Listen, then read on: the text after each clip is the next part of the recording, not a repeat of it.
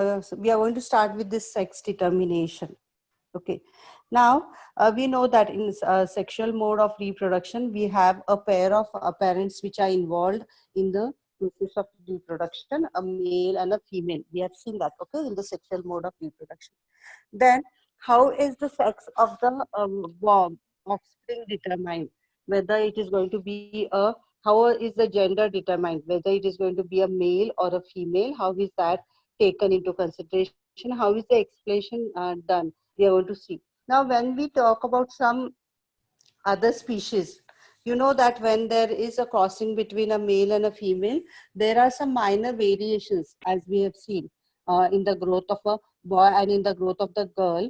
When they're small, the body patterns are some like same, but when their bodies are prepared for the process of reproduction, we see some minor variations in boys and girls which are got, and those are actually because of the secretion of different types of hormones which are happening because they are becoming ready for the process of reproduction. And so the growth is in a different way. So these variations actually are in different, in males it is different, and in females also the changes you can see, those are different. So we have, these are of same species, human beings, male and the female, but they have some minor variations. Okay. And therefore these variations are going to contribute equally in the next generation, that is in the offspring.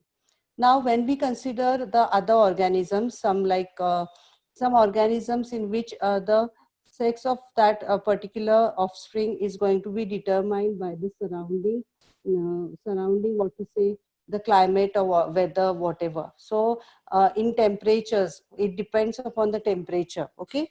So, in some, it totally depends upon the environmental changes which are got in the surrounding in some species. Okay. So different species use different strategies for knowing the gender of a particular next fertilized egg, whether it is going to be a male or a female. Okay.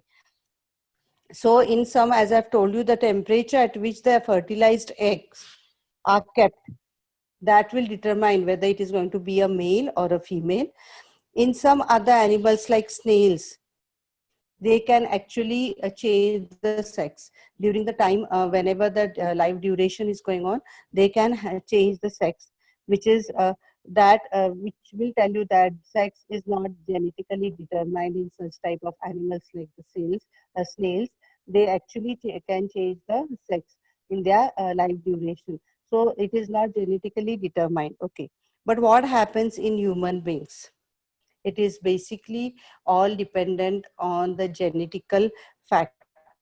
So the determination of sex in human beings is totally dependent on the genetical factor. So it is genetically determined. So now these genes which are inherited from the parents, the genes which are inherited from the parents by the offspring will actually determine whether it is going to be a boy or a girl. Okay. So, but we know that these gene sets, we have studied about it in this particular chapter only, that these gene sets are similar to each other. They are not going to be different. So then how is that the sex is determined by the genes? If they are similar, how are they going to be that it will be a male or female? Okay. Now here, the explanation is that all human chromosomes are not paired. Okay. Now we have chromosomes wherein we have total 23 pairs of chromosomes in human beings. Okay. So 23 pairs of chromosomes, in which 22 pairs, they all the pairs are not paired and they are not same. All the pairs of chromosomes are not the same. Most of the chromosomes have a maternal and a paternal copy. Okay. And we have 22 such pairs.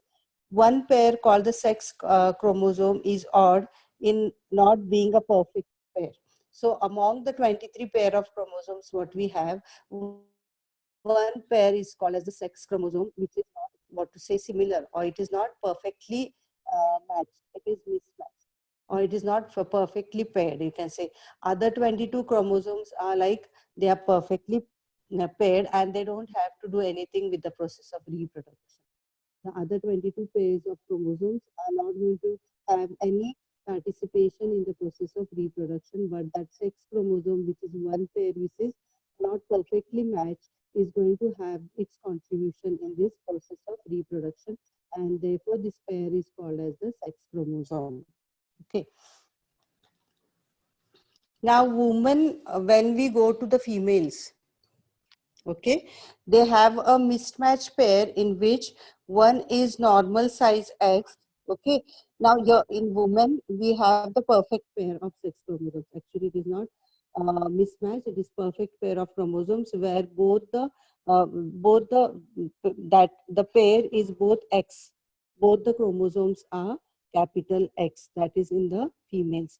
But when we go to the males, that is the men, in human beings, they have the mismatched pair of chromosome. That is, one is capital X and the other is a small y, a capital Y only.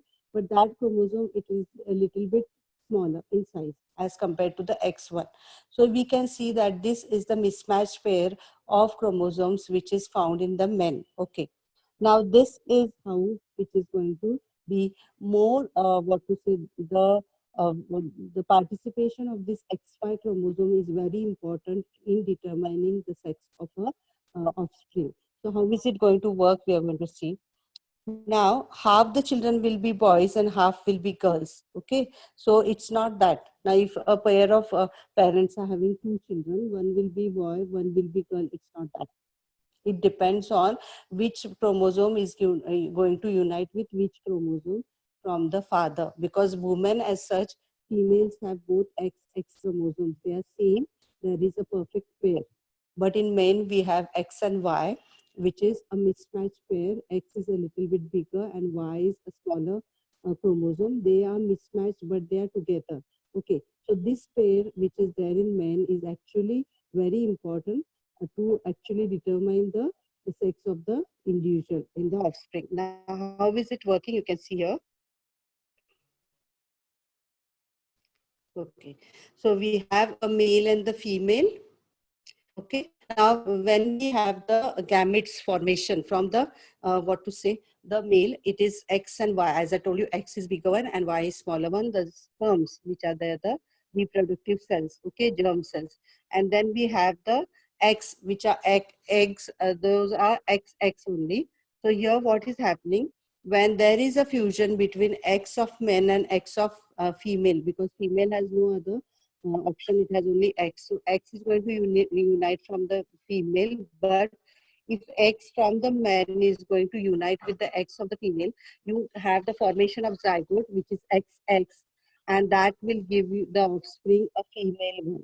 So if X chromosome from a male fuses with the X chromosome from the female, you get the zygote formation of XX pair, which is going to be a female.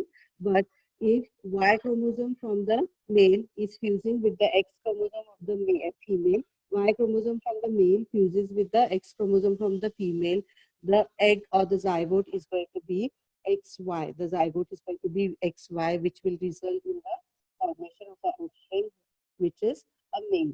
So this is how the working or the explanation of sex determination in human beings is done. Okay, so basically the gametes are in males, the gametes are X and Y, bigger X and small Y.